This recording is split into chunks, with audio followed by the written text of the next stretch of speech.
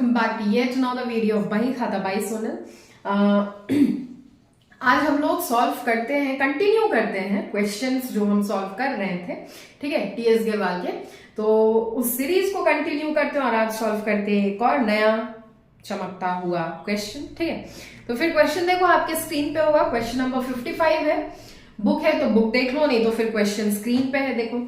हम भी पढ़ते हैं, आप भी पढ़ो, ठीक है। On 1st May 2022, Money Plus Limited forfeited 200 shares of ₹20 each.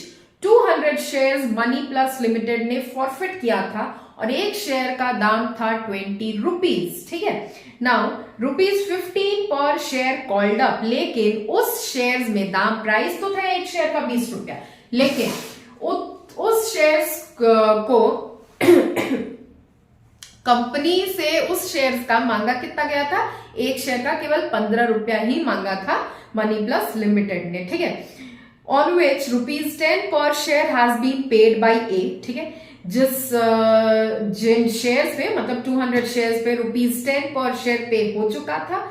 The amount of the first call of ₹5 per share being unpaid, ₹15 company ने मांगा था, जिसमें से कि ए ने, कोई शेयर होल्डर होगा, उसने ₹10 तक का पेमेंट कर दिया है, केवल फर्स्ट कॉल का ₹5 का पेमेंट नहीं कर पाया, ठीक है।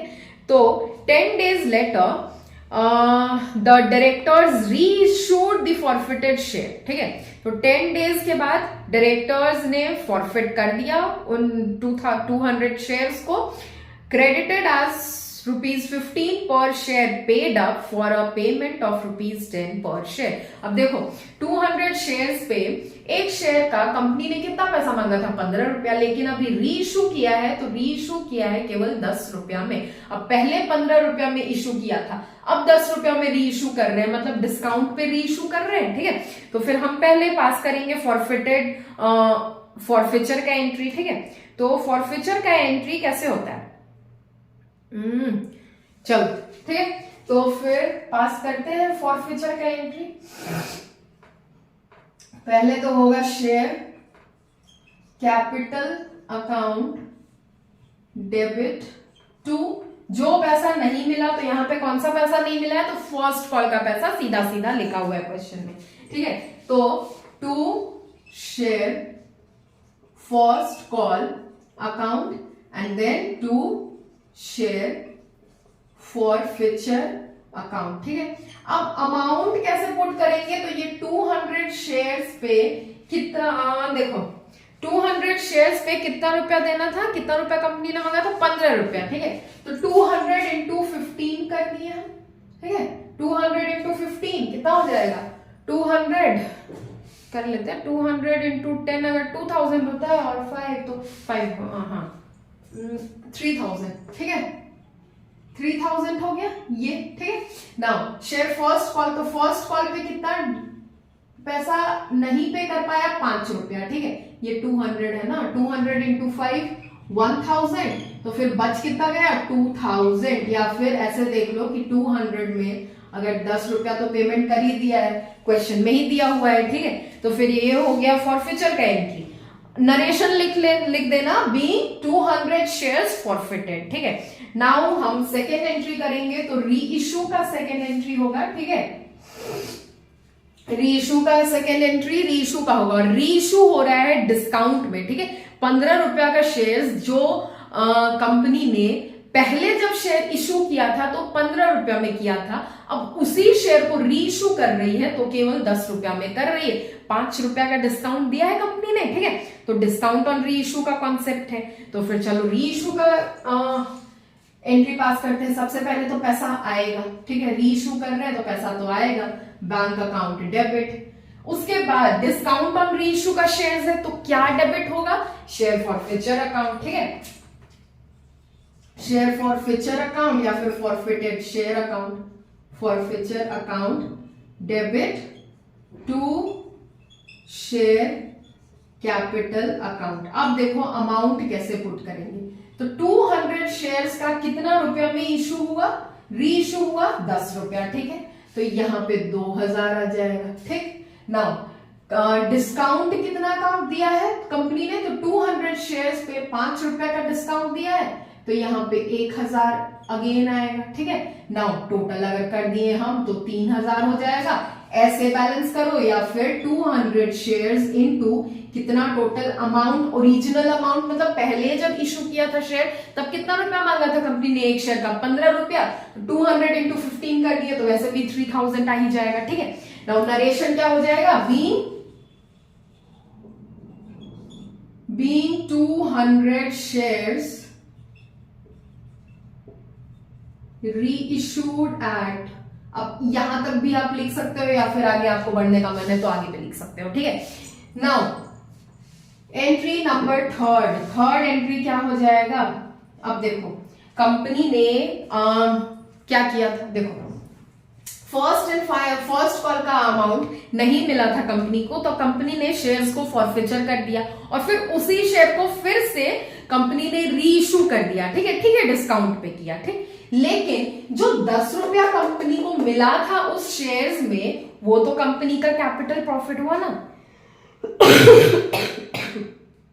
सॉरी गाइस, वो तो कंपनी का कैपिटल प्रॉफिट हुआ, ठीक है। तो उसी कैपिटल प्रॉफिट को हम एट लास्ट क्या करते हैं, कैपिटल रिजर्व में ट्रांसफर करते हैं कि नहीं करते हैं, एकदम करते हैं, ठीक है। तो फिर यहाँ पे चलो अब ट्रांसफर भी करते हैं कैपिटल रिजर्व में, और तो कुछ नहीं कहा है, ठीक है। तो फिर एंट्री क्या होता है, forfeited shares account debit to capital reserve account. अब कितना ट्रांसफर होगा तो हमको कैलकुलेट करना होता है हमेशा, ठीक है। मैंने कैलकुलेट कैसे करते हैं वो फॉर्मूला भी बताया था, लेकिन यहाँ पे कैलकुलेट करने का ऐसा कोई मतलब कैलकुलेट यहाँ पे करना नहीं है क्योंकि 200 शेयर्स पहले इशू हुआ था और वही पूरा का पूरा 200 शेयर्स कंपनी ने यहाँ पे री इशू कर रही है, ठीक है। तो हमको नंबर ऑफ शेयर्स को कैलकुलेट नहीं करना है कि कितना नंबर ऑफ शेयर्स फिर से री इशू हुआ, ये वो नंबर ऑफ शेयर्स हमको कैलकुलेट करना ही नहीं है, ठीक है। तो यहाँ पे देखो फॉरफिटेड शेयर कैसे होगा, यहाँ देखो 200 शेयर्स का पेमेंट हुआ था, मतलब 2000 शेयर्स इंटू ₹10 करके 2000 करके कंपनी को मिला हुआ था। 200 शेयर्स का पैसा 2000 तक तो मिला हुआ था ना कंपनी को, केवल फर्स्ट ये कॉल मनी नहीं मिला था ना, बाकी उससे पहले का तो पैसा मिल गया था 10 रुपए करके, ठीक है। तो वो 2000, ठीक, ये वाला 2000 लो यहाँ पे ये मार्क भी बना दो, ठीक है, ठीक है। ये वाला 2000 में से हमने यूज अभी तक किया है ये 1000 रुपया, क्योंकि 5 रुपया करके डिस्काउंट भी तो कंपनी ने दिया, तो वो डिस्काउंट कहां से दिया, अपने पॉकेट में से। कंपनी कभी अपना लॉस होने ही नहीं देती है, ठीक है। तो इसी 2000 में से कंपनी ने 1000 का डिस्काउंट दिया था, ठीक है, 200 शेयर्स पे। तो उसको माइनस कर दो क्योंकि 1000 तो यहाँ पे यूज हो गया, ठीक है। तो फिर अब कितना ट्रांसफर हो जाएगा, 1000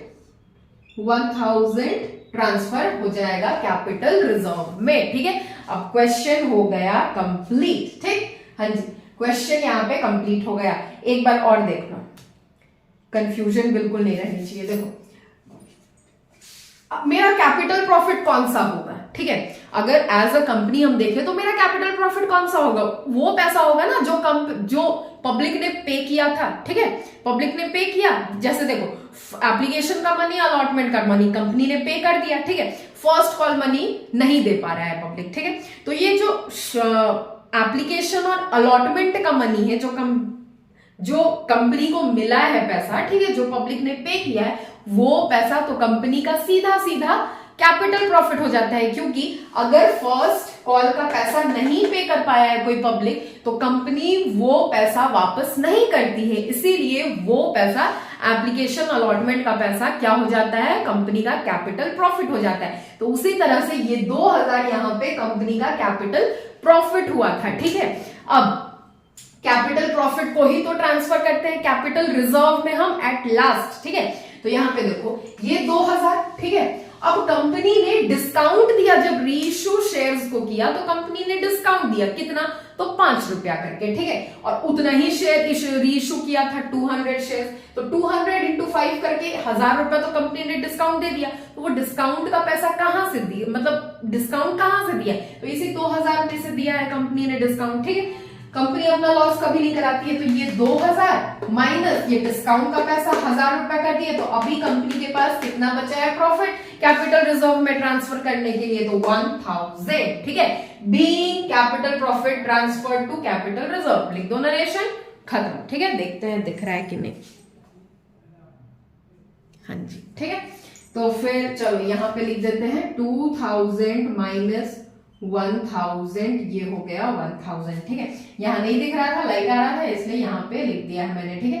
1000 और 1000 हो गया, being transfer to capital reserve. ये क्वेश्चन यहां पे आके खत्म होता है, और ये था question number 55 of TS Grewal book, ठीक है। तो फिर प्रैक्टिस करो अच्छे से, क्वेश्चन सॉल्व होंगे, इतना ज्यादा टफ क्वेश्चंस तो है नहीं। कोई दिक्कत हुआ तो फिर पूछ लो, मेरे को अच्छा लगेगा, बढ़िया लगेगा, ठीक है। चलो फिर कॉपी करो, एंड क्लास 12 में आप नए हो, इधर हम नए हैं, तो फिर साथ मिलकर बढ़ते हैं, पढ़ते हैं, सीखते हैं, समझते हैं और एंजॉय करते हैं अपने जर्नी को। Do like, share and subscribe and comment too. चलो बाय, थैंक यू।